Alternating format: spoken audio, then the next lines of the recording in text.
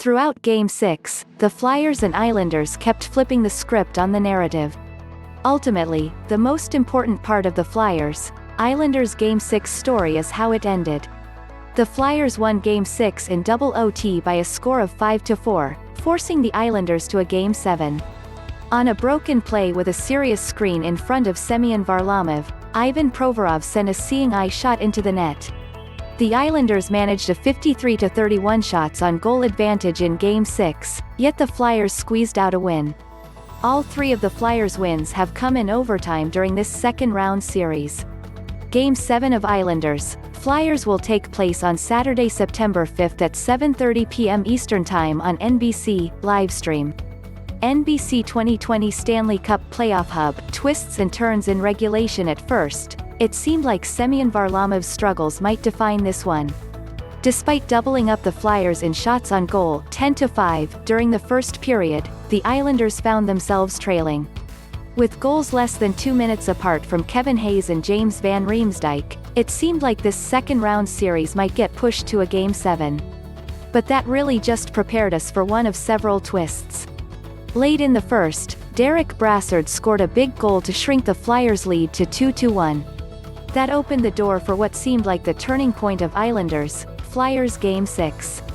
After a long period of deliberation, Flyers coach Alain Vigneault decided to challenge Matt Martin's 2-2 goal. Officials decided that there was no goalie interference involved. With that, not only did the Martin goal count, but the Islanders got a power play. Anders Lee made Philly pay with a power play goal, putting the Islanders up 3-2. During a short span, a 2-0 Flyers lead transformed to a 3-2 Islanders edge. About 10 minutes after the Islanders went up, Michael Raffl tied it 3-3, but Mathew Barzal restored the Islanders' lead to 4-3 with just 30 seconds remaining in the third. Could that be it? Catch his breath. Nope. Although the Flyers looked pretty flat at times early in the third, the next turning point involved another surprise. After a soft call, the Islanders went on the power play, yet Scott Laughton made a great move to tie Game 6 up 4-4 with a shorthanded goal. And then these teams would need a lot more than 60 minutes to settle Game 6. Islanders carry much of Game 6 versus Flyers, including in first OTNo doubt. The Flyers were fortunate to make it to overtime. Consider that, with about 5 minutes remaining in the first OT period, Barzal, Anders Lee, and Jordan Eberle matched the Flyers at 20 shots on goal. At that moment, the total was Islanders 50, Flyers 20.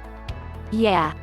To give you an idea of Carter Hart's Game 6, this marked merely the second time Hart faced more than 40 SOG in 2019-20, with the last instance coming in December. Remember that bit about changing narratives? At least there were some callbacks. Take, for instance, that failing Philly power play.